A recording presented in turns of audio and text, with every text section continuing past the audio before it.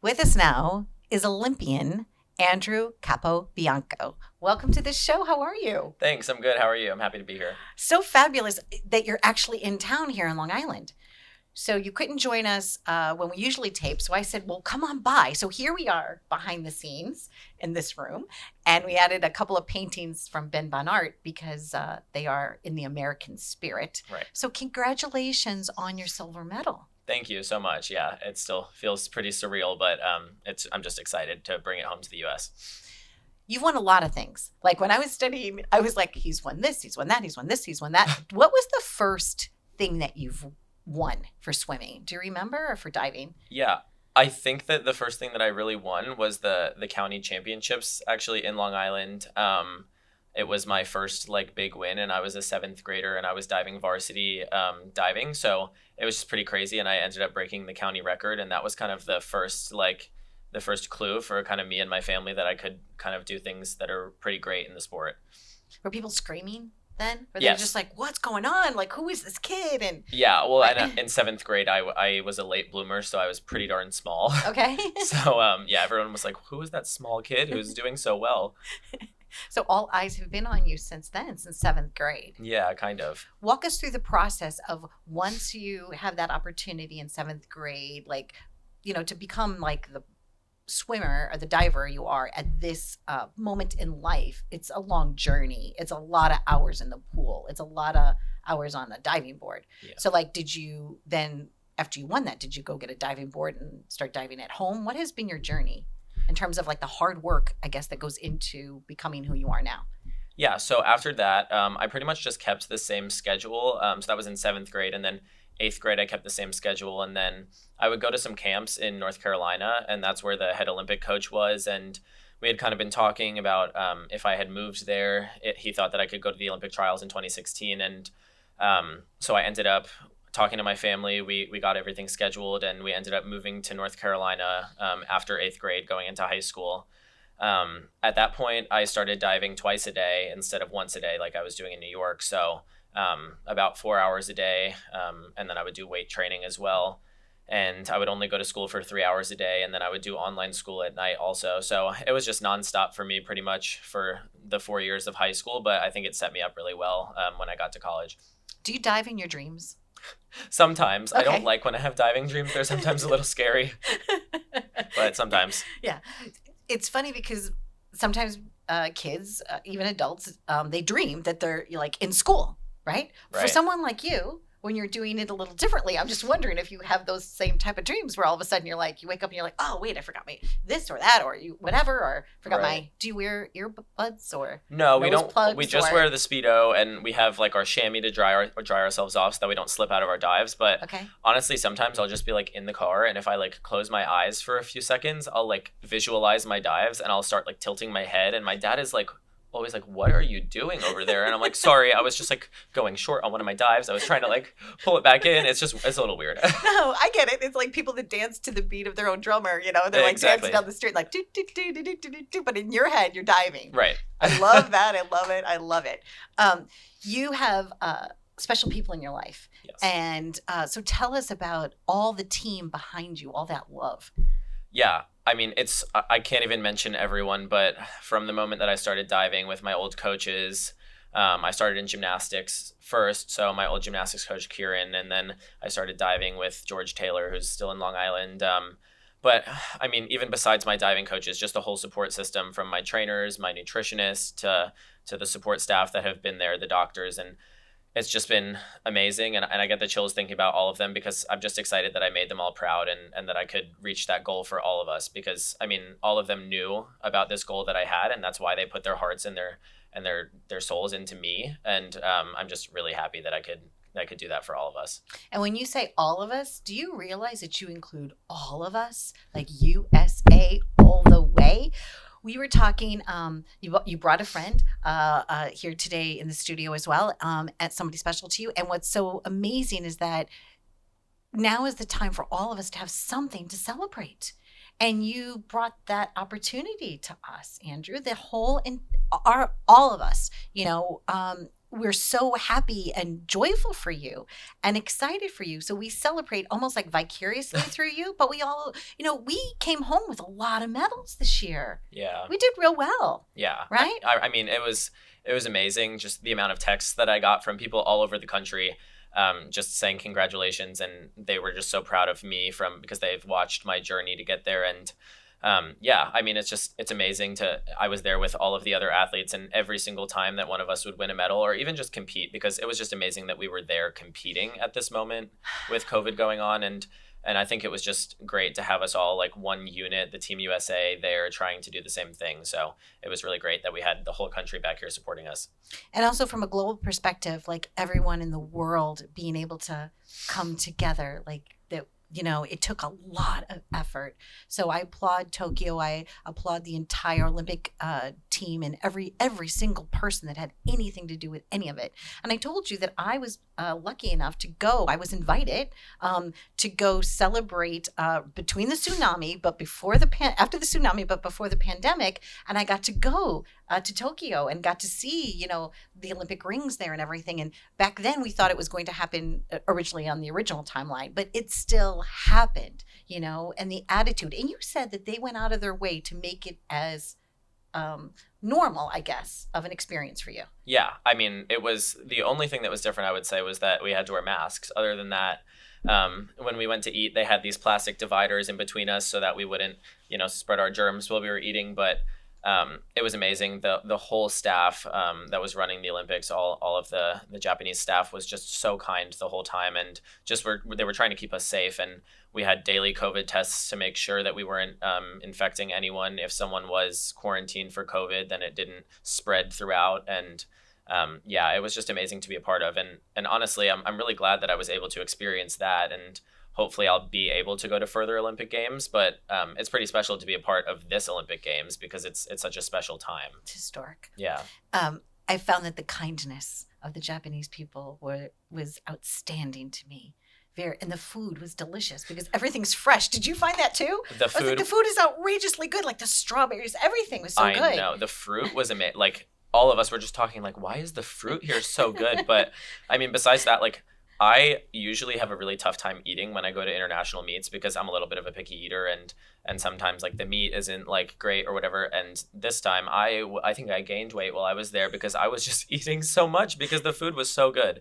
So it was really special. Now, speaking of special, you were diving with someone. Yeah. Like two peas in a pod. I want to talk about that. I want to talk about that journey of your togetherness. Now, did you already know Michael and and what's the connection with Indiana with him? I mean, there's something there, some bonding that's going on. Yeah. Okay. So he was a senior at Indiana when I came my freshman year, and he was the previous Olympic silver medalist from 2016. So he already went to the Olympics, got his medal, and he wanted to continue. His previous synchro partner decided to retire in 2018. And at that point, he was looking for a new synchro partner, and I was young and I was upcoming, and he saw the potential in me, and so my coach and we sat down in my coach's office, and he kind of just asked if I thought that I could do it, and I thought that it'd be a good pairing, and obviously I was a little starstruck, and I was like, yes, I want to do it, yes, and right from off the bat, it was just a great partnership, and we just started off really well, so. I just want to know a little inside scoop. Were there any elements that you were able to teach him, and anything that he taught you that made it work so well? Like a thought process or anything that you can tangibly talk about? Yeah, so I think in diving, we're both a little bit different as divers. So I'm a little bit more lighthearted and I like to have a little bit more fun, whereas he is much more serious when it comes to competition. And I think that with diving synchro, we kind of like were able to like mesh almost our two attitudes together to get like a perfect attitude going into diving where it wasn't too stressful, but it was also fun. And I think that was what made us so successful. And also he's just one of the best competitors in our sport, whether he'll have like really bad practices leading up to the competition and then he just gets on the board in competition and does some great dives. So I was able to learn that from him a little bit more. I love that. And you've been a synchronized person your whole life because you're a twin. Yep. Okay, so let's talk about that. I mean, you started out as a pair, and here you are as an Olympian as a pair. What were your brother's thoughts? Is he like beyond excited for you? Yeah, he is definitely my number one supporter, and I'm just so glad that he's been able to be there for my whole journey, and that I've been able to be there for his, because we've both done some pretty remarkable things. And your family too. One of the things that I talked about with you in our kitchen here was that I was going to be doing a 9/11 special. It's been 20 years, and I was actually in this physical space on 9/11. And you told me about your parents. So I thought if you could please share a little bit about your own personal family journey. Yeah, so both of my parents are now retired NYPD officers. My dad was on the SWAT team, and he was a first responder to 9/11. Um, and my mom was a PAL officer, so Police Activity League. She helped like with relations between the police officers and children, which I thought was really special. So obviously now they're retired, but just what they did was so inspiring. And actually during 9/11, I was burnt. I got a really bad burn on my leg about 2 months before. And so I was in a hospital in New York City. So my dad was a first responder. My mom got a call that she needed to come pick me up from the hospital because I was in the burn unit, and they obviously had some burn victims that they needed to put in my place. So our family is just very connected with that event. And obviously I don't remember it too much, but the stories that I've been told have just been Because you were only two. crazy. Yeah, I was 2 Right? years You were old. 2 years old. Yeah, Right? And being twins, and both of your parents are in the city. You're in the city. yeah. So that she was able to get you, and obviously somehow get you back, I guess, to the island or somewhere. Yes. Somewhere safe. Yeah, she got me back to the island, and then unfortunately, I don't know how many burn victims got to the hospital because a lot of them passed Perished. away. But yeah, I mean, my dad has some pretty horrific stories from the event, but he obviously is just so proud that he was able to try to go and help as much as he could. I'm as proud of your parents as I am of you at this moment. I know. You know, do you get that? Like, Yes. it's a very special thing. And when we first were talking earlier today, I didn't know that story about your parents. So please thank them Yes, I on will. behalf of me and my entire family. Yeah. You know, like, it really matters to me. You know, I'm sure it matters to you. Yeah. And so here you are on Long Island because you had special people here that you wanted to see. Yes. So what was that homecoming like for you? Yeah, it's been amazing to come home. So far, I've really only seen my grandparents because we got back at like midnight last night. But today, so I'm almost like your second you stop. are my second stop. Yeah. I know, pretty cool. But I love that. Thank you. yeah. But so later today, I'll be going to the PAL, the Police Activity League that I was talking about before. Your mom started that, yeah, right? that my mom started the special needs unit there because my brother was born with autism, and she wanted to give back to that community. And so it'll just be amazing to see all of them because our family was just so tied in with them. And then after that, I'll be going back to my old diving and gymnastics clubs to try to inspire the upcoming generation of divers and gymnasts. So I'm just really excited to be able to see all them. I'm sure they're at home right now trying to figure out what to wear because they're probably so excited to meet you. I know. Do you know, like, just how you were like fanning against the person that you dove with, right? Right. Michael. Yeah. They're fanning for you. I know. And it's so kind of you to take your time to make a difference in their life because you just never know whose life you're going to touch along the way. Like Right. what you're going to say, or a moment of inspiration, or just someone to look up to that, you know, like if you could do it, they can do it. Yeah. So congratulations, Andrew, all the way Thank you. around. I am just so happy for you and continued success along the way. There's big things, I'm sure, in your future, not just diving, but many other things. Is there another hobby or an interest or something is it science? Like what's your it in life? Yeah. So right now I'm an exercise science major at IU. I'm honestly thinking that I do want to stay in the sport of diving after I retire. So I'm hoping to become a coach at the college level or maybe the junior diving level as well, because I really like coaching the kids from when they first start all the way up until the end of their career. And I mean, besides that, I have the same type of heart as my mom, and I love working with the special needs kids. So right now I do the Indiana University Dance Marathon, which is it's a dance marathon. We raise money for the kids at Riley Children's Hospital. And so it's like we kind of get them there and we do some performances. They perform. It's really cool. But the whole time we're just trying to raise money for them and their families because obviously they've been through more than we could even imagine. So that's a really special thing to me. And I told you that I grew up to be who I am today because of one special moment.